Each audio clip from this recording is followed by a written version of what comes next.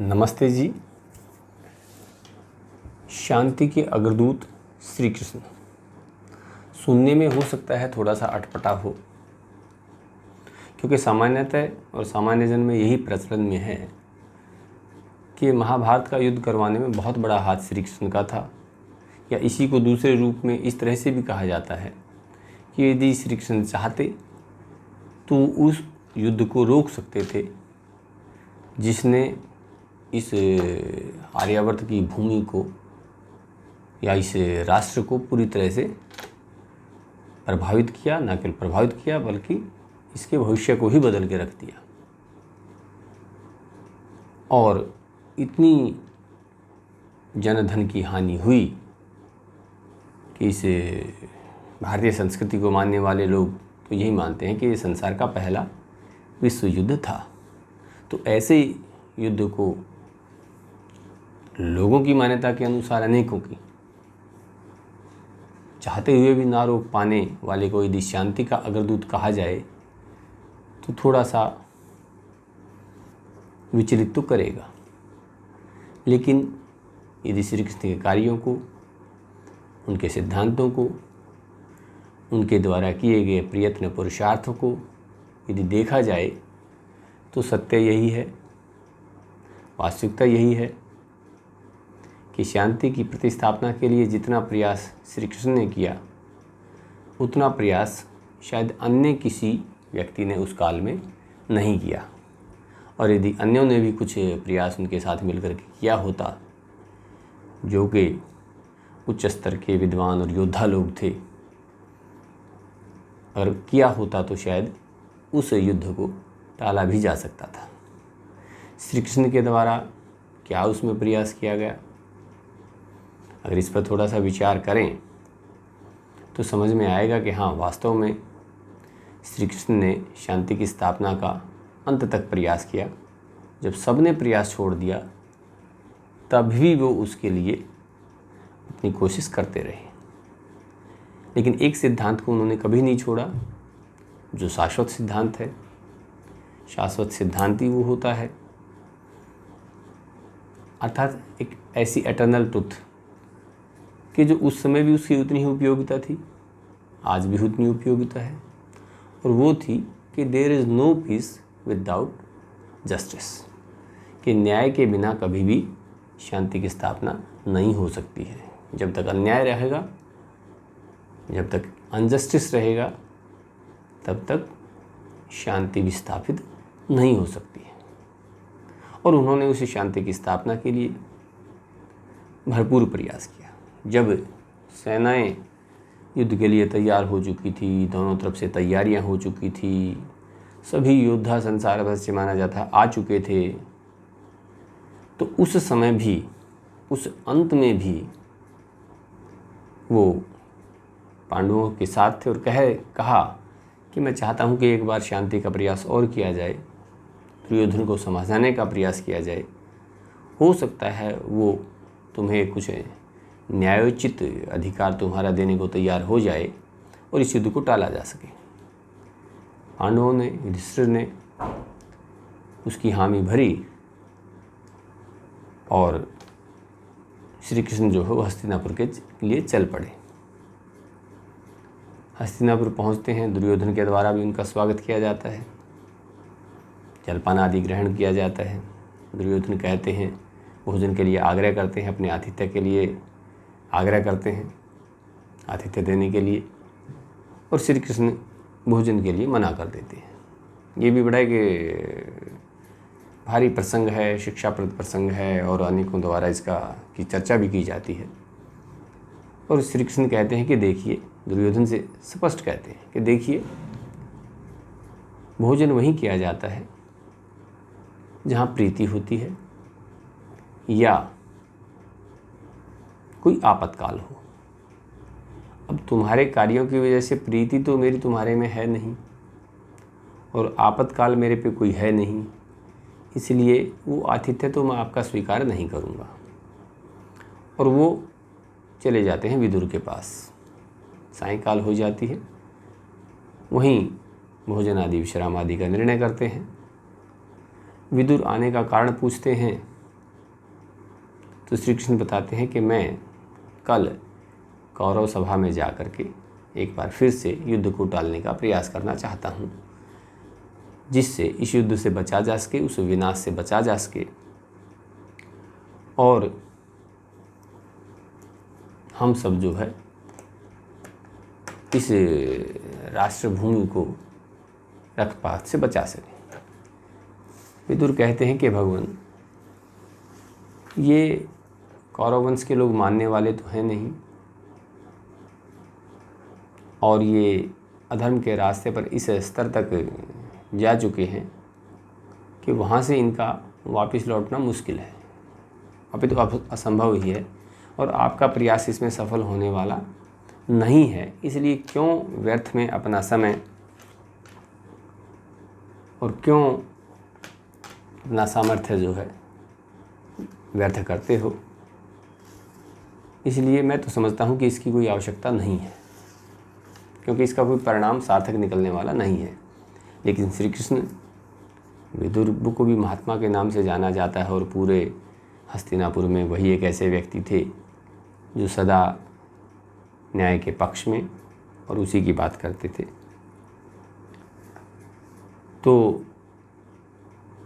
उनके कहने के उपरांत भी श्री कृष्ण का यही निर्णय रहता है कि एक बार अवश्य ही अंतिम प्रयास किया जाए और इस युद्ध को टालने की भरपूर कोशिश उनके द्वारा की जाती है। अगले दिन वो कौरवों की सभा में जाते हैं, धृतराष्ट्र को समझाते हैं कि देखिए, आपका कुल आर्यावर्त का श्रोमणी कुल है और यदि आपके कुल के लोग ही आपस में लड़कर इस पूरे आर्यावर्त को इतनी बड़ी हानि पहुंचाना चाहते हैं तो आपका कर्तव्य बनता है कि आप इस हानि को रोकें। आप दुर्योधन को समझाएं, उसके साथियों को समझाएं कि जो न्यायोचित अधिकार है वो पांडवों को दिया जाए और इस युद्ध को टाला जाए। धृतराष्ट्र कहते हैं कि हे केशव, बात तो तुम ठीक कहते हो, लेकिन ये दुर्योधन ना मेरी मानता है, ना ही अपनी माता गांधारी की मानता है। इसलिए अगर तुम्हारी कृपा हो जाए, तुम ही उसे समझाओ जिससे वह इस पाप कर्म से बच सके। फिर श्री कृष्ण दुर्योधन को समझाते हैं कि तुम महान कुल में पैदा हुए हो, तुमने विद्या प्राप्त की है, वीर हो, योद्धा हो, फिर यह कुलहीनों जैसा व्यवहार क्यों कर रहे हो? बात को मानिए और शांति की स्थापना होने दीजिए, एक समझौता कर लीजिए और युद्ध को टाल दीजिए, नहीं तो तुम्हें ही कुल का हत्यारा कहा जाएगा, ये देख लीजिए। विदुर ने, द्रोण ने, सभी ने, भीष्म ने, सब ने दुर्योधन को समझाया लेकिन नहीं मानता। श्री कृष्ण ने भी समझाया और मानता ही नहीं, अपितु उल्टा उत्तर देता है। कहता है कि देखिए, जब तक महाराज धृतराष्ट्र शासक थे तब तक उन्होंने जैसे जो किया, जिसको जो अधिकार दिया, उसका मुझे कोई वो नहीं है। लेकिन अब चूंकि मेरे हाथ में शासन है तो मैं तो सुई की नोक के बराबर भी भूमि जो हो पांडवों को नहीं दे सकता। मैं ऐसा नहीं करूँगा, चाहे उसके लिए कुछ भी हो। और वो बात को मना कर देता है।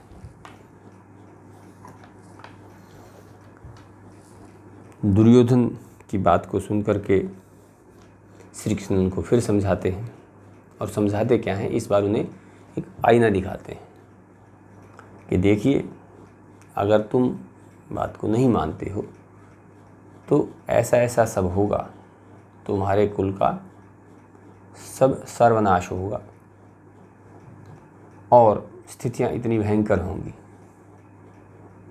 जिसे कहते हैं ना कि विराट रूप दिखाया है श्री कृष्ण ने, तो विराट रूप यही था कि उनको एक वास्तविकता का बोध कराया कि तुम्हारी इस जिद के कारण से पता नहीं कितना बड़ा भारी नुकसान होगा। उन्हें सब जो उनकी करतूतें थी उनको भी याद दिलाया कि किस प्रकार से तुमने अन्याय किया, किस प्रकार से छल कपट से उनको जुए में हराया, पुनः हराया, जाने के बाद फिर बुला के हराया, उनको वनवास हुआ, द्रौपदी के साथ ये सब अन्याय हुआ। ये सब सोचकर भी अब आप कभी तो उस अधर्म को छोड़िए। लेकिन दुर्योधन नहीं मानता है और वहाँ राजसभा से ही गुस्से में होकर के चला जाता है। उसके बाद भी गांधारी उसे जाकर समझाती है और वो राजसभा से जाकर के अपने मित्रों के साथ श्री कृष्ण को बंदी बनाने का प्लान बनाता है। और उस काल में भी, या ये कहें कि उस काल तक हमारे इस राष्ट्र में ऐसा कोई घटनाक्रम नहीं मिलता कि जहाँ दूत को बंदी बनाने की कोई घटना हुई हो। और दुर्योधन उस अधर्म को भी करने को तैयार हो जाता है। वो तो कौरव पक्ष के ही दूसरे लोगों ने उसको समझाया कि ये जो तुम्हारा कार्य है ये तुम्हें बिना युद्ध के ही सर्वनाश की ओर ले जाएगा, इसलिए इस विचार को छोड़ दीजिए। उस विचार को तो वो छोड़ देता है, लेकिन श्री कृष्ण के अंतिम शांति प्रस्ताव को पूरी तरह से नकार देता है और पुनः उसी बात पर अड़ जाता है कि मैं तो सुई की नोक के बराबर भी भूमि पांडवों को नहीं दूंगा। तो इस प्रकार से श्री कृष्ण के द्वारा अंत तक प्रयास किया गया कि युद्ध ना हो, न्याय की स्थापना हो और इस राष्ट्र को उस विनाश से बचाया जा सके। इतना ही नहीं, युद्ध जब शुरू होने को होता है या उससे पहले ही वो कर्ण को भी समझाते हैं, कर्ण को भी उसकी वास्तविकता बतलाते हैं कि तुम ही इन सब के बड़े भाई हो। पांडवों और कौरवों में तुम ही सबके बड़े भाई हो। ये शासन तुम ही कर सकते हो। अगर इस युद्ध को टाल दिया जाए तो तब भी नहीं, वो भी नहीं मानता है। युद्ध शुरू होने को होता है तब जाकर के भी वो कौरव पक्ष के बुजुर्गों को अपना आग्रह करते हैं कि इस युद्ध को टाला जाए। लेकिन जब कोई भी उपाय नहीं बचता है तो श्री कृष्ण भी अपने उस शांति प्रस्ताव, उस शांति की स्थापना के लिए किए गए प्रयासों को करते करते उस युद्ध की अनुमति एक प्रकार से पांडवों को दे देते हैं कि देखिए मैं सब प्रयास कर चुका हूँ, युद्ध अवश्यंभावी है, सिद्धांत को नहीं छोड़ा जा सकता है। अन्याय के रहते रहते आप युद्ध को टाल सकते हैं तो टालते रहिए। अब न्याय जो हो बिना युद्ध के अब संभव नहीं है। तो इस प्रकार से श्री कृष्ण ने महाभारत के युद्ध को टालने का सबसे अंत तक प्रयास किया। जितने भी उस काल में योद्धा थे, महापुरुष थे, विद्वान थे, ऋषि वेदव्यास से लेकर के भीष्म पितामह तक, महाराजा धृतराष्ट्र से लेकर के युधिष्ठिर तक, अकेले श्री कृष्ण ही अंत तक युद्ध को टालने का प्रयास करते रहे। इसीलिए श्री कृष्ण शांति के भी अग्रदूत थे। और ये तो केवल उनका एक कार्य है, ऐसे अनेकों कार्य जीवन भर में उन्होंने किए हैं जो श्री कृष्ण को एक ऐसा महापुरुष बना देते हैं कि आज हजारों वर्ष बाद भी जन जन उनको याद करता है। इस देश का प्रत्येक व्यक्ति उनको याद करता है। आज करोड़ों लोग, सैकड़ों करोड़ लोग अगर हम कहें तो उस महापुरुष का जन्मोत्सव मना रहे हैं। इतने महान हमारे महापुरुष के द्वारा ये सब शांति की स्थापना के लिए कार्य किया गया और अनेकों उनके जीवन की घटनाएं और कार्य इस प्रकार के हैं